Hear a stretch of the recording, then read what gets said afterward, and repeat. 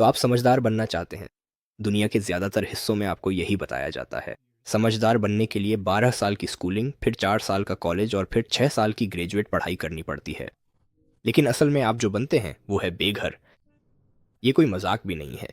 लेकिन अच्छी बात यह है कि जब आप रेडिट पर यह पोस्ट करेंगे कि आपको नौकरी क्यों नहीं मिल रही, तो आप ये बिल्कुल सही अंग्रेजी में कर सकते हैं। अगर आपने टाइटल से नहीं समझा तो समझदार बनना असल में बहुत आसान है। अगर आपको लगता है कि आपकी जेनेटिक्स आपको बेवकूफ़ बनाती है, तो भी अगर आप खुद की तुलना बाकी जानवरों से करें तो आप वाकई में काफ़ी ताकतवर हैं। जब आप और मैं जैसे लोग कहते हैं कि हम और समझदार बनना चाहते हैं, तो इसका मतलब कई चीज़ें होती हैं। हम उपयोगी कौशल सीखना चाहते हैं, खासकर ऐसे कौशल जो पैसे कमा सकें। हम समस्याओं को हल करने में अच्छे बनना चाहते हैं, उम्मीद है कि इसके लिए पैसे भी मिलें। हम बेहतर ग्रेड पाना और मुश्किल विषय सीखना चाहते हैं ताकि ज़्यादा पैसे कमा सकें और लोगों के सामने अपनी शान भी दिखा सकें। और आखिर में हम बातचीत में इतने समझदार लगना चाहते हैं कि लोग आपकी इज्जत करें, लेकिन इतना भी नहीं कि लोग आपको नर्ड समझने लगें। समस्या ये है कि इंटरनेट पर ज़्यादातर सलाह ऐसी है, वह इतनी अस्पष्ट और दार्शनिक होती है कि अगर वह काम भी करे तो असल में उसे सिर्फ ओपरा और सुकरात जैसे लोग ही अपना सकते हैं। और अगर आप ऐसी कोई खास सलाह ढूंढें जिसे आप अब भी आजमा सकें, तो आपको यही मिलता है। ब्लूबेरी खाओ क्योंकि ये दिमाग के लिए फ़ायदेमंद है। काली कॉफ़ी पियो, व्यायाम करो, ज़्यादा सो, आईक्यू टेस्ट दो, शास्त्रीय संगीत सुनो।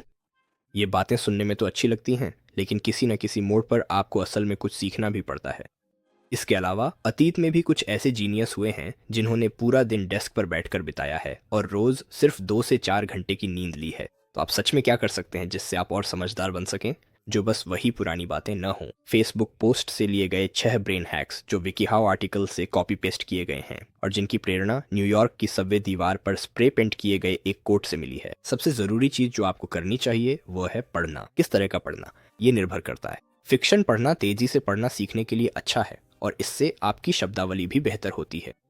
साथ ही अगर आप बहुत सारा संवाद पढ़ते हैं तो आपको ऐसा महसूस होता है जैसे आपके दोस्त हैं। लेकिन ज़्यादातर लोग सीधे नॉन फिक्शन की ओर जाते हैं, जो वाकई में बातचीत में रोचक जानकारी सहजता से साझा करने की कुंजी है। उदाहरण के लिए, सिर्फ यह किताब पढ़कर ही आप किसी भी बातचीत में ऐसे व्यक्ति के रूप में सामने आ सकते हैं जिसे इतिहास की जानकारी है। मुख्य बात यह है कि इसे दिखावा बनाकर न पेश करें। हैरानी की बात है कि हम चिंपैंजी से कैसे विकसित हुए, है ना?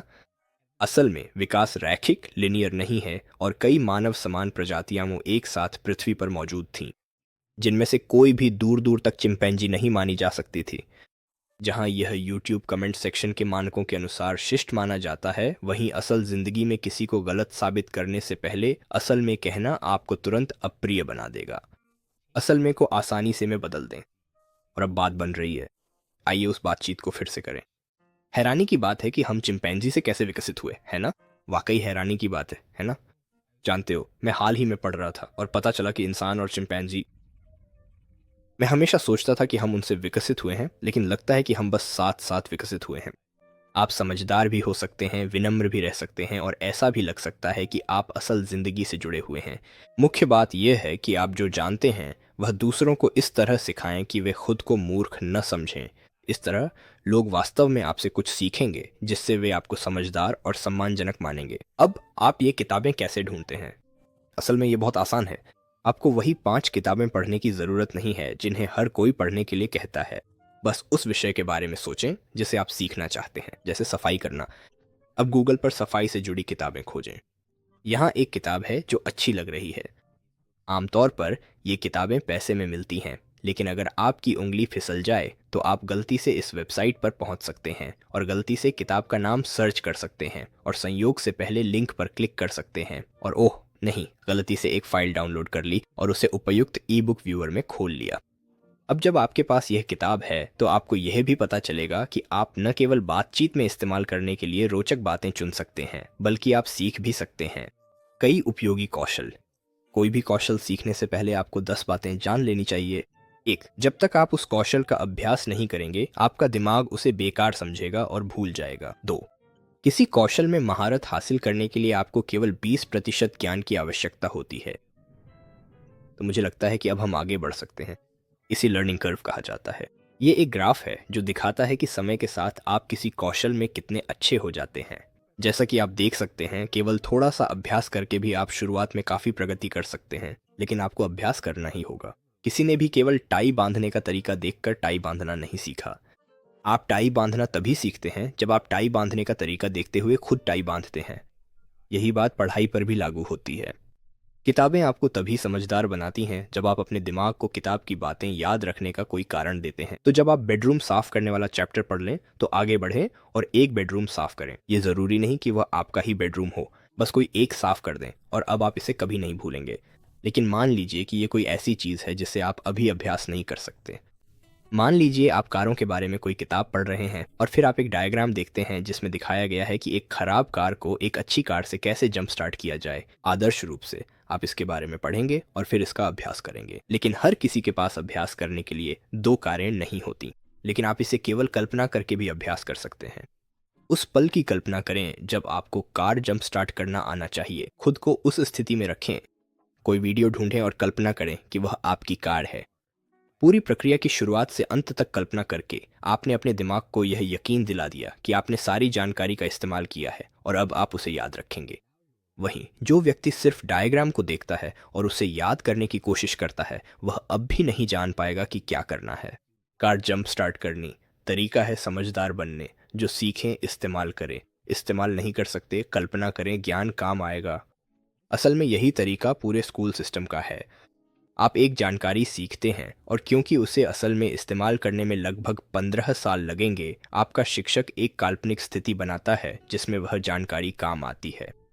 यानी एक टेस्ट, एक परीक्षा जिसमें ठीक उसी जानकारी से जुड़े सवाल होते हैं और अगर आप गलत करते हैं तो आप फेल हो जाते हैं या दक्षिण कोरिया में आपको जेल हो सकती है।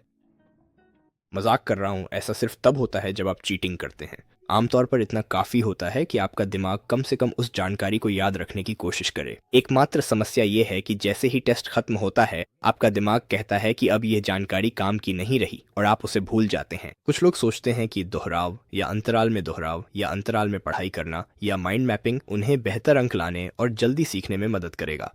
लेकिन असलियत में प्रैक्टिस क्वेश्चन हल करने से आपको सबसे ज़्यादा फायदा मिलेगा, क्योंकि ये उसी असली स्थिति का अनुकरण करते हैं जिसमें आपको अपनी सीखी हुई चीज़ों का इस्तेमाल करना होगा। अगर आपके पास प्रैक्टिस क्वेश्चन नहीं है तो खुद बना लें और खुद को यकीन दिलाएं कि दांव ऊंचे हैं। जैसे कल्पना करें कि आप एक हाथ से चट्टान से लटके हुए हैं और कोई आपको ऊपर खींचने को तैयार है, लेकिन तभी जब आप मानव कोशिका के सभी हिस्सों का नाम बता सकें। जानकारी सीखना और अपने दिमाग को यह महसूस कराना कि वह उपयोगी है, यही आपको स्मार्ट बनने के लिए चाहिए। और इसी वजह से टेक्स्ट बुक्स स्मार्ट बनने के लिए सबसे बेहतरीन माध्यम है, जितनी जल्दी हो सके। इसमें कोई फालतू बातें नहीं होती, कोई हाथ पकड़कर चलाना नहीं होता, कोई ध्यान भटकाने वाली चीज़ नहीं होती। बस शुद्ध जानकारी और ढेर सारे प्रैक्टिस क्वेश्चन होते हैं और अगर आप उन्हें हल नहीं कर पाते तो मदद पाने के लिए आपको परिशिष्ट में पेज XXX V8 तक पलटना पड़ता है। टेक्स्ट बुक्स आम सीखने वालों के लिए नहीं है, क्योंकि यह उतना मज़ेदार नहीं है जितना कि किसी विषय पर YouTube वीडियो देखना और 1 घंटे बाद सब कुछ भूल जाना।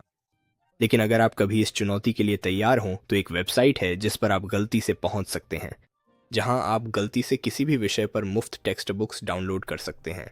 लेकिन इससे पहले कि आप ऐसा करें, मैं अगले वीडियो के लिए फंड जुटाने के लिए सब्सक्राइब के रूप में डोनेशन इकट्ठा कर रहा हूँ।